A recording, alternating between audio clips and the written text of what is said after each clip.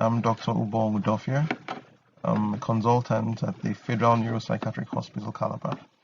I'll be talking briefly on changing people's habits without stressing yourself.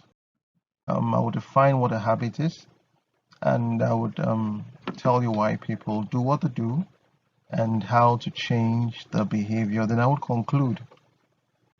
A habit is a behavioral pattern that to a large extent is subconscious. This behavioral pattern comprises a cue, comprises a craving, it comprises a response, and it comprises a reward.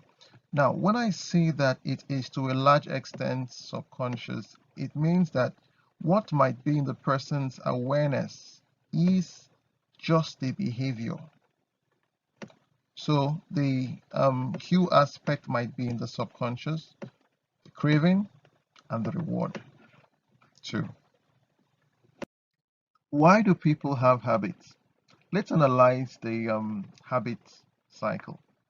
So you have an experience that creates a memory of a reward. For example, you're walking on the road and you can perceive the smell of freshly baked cake.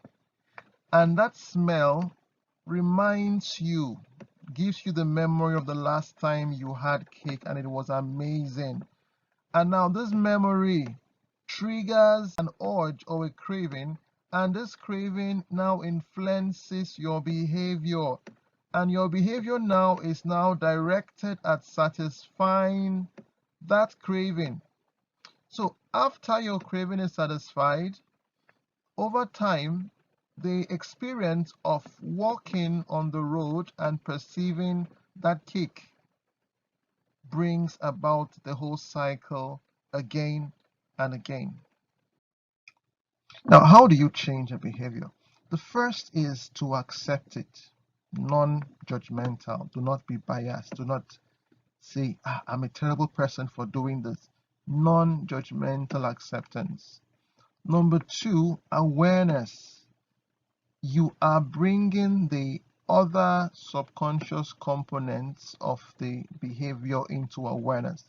The cue, the craving, the response, and the reward. You're bringing all four components into awareness. Number three, you have to provide an alternative habit or a substitute. Taking away a habit or stopping a habit would create a vacuum that has to be filled on it. For example, I'm feeling depressed or I'm feeling down, and my normal response is to go and get a cookie or a cake, and I feel better. Rather than going to get a cookie or a cake, I would find somebody to talk to who understands to feel better. So the cue is still there, feeling bad, feeling down.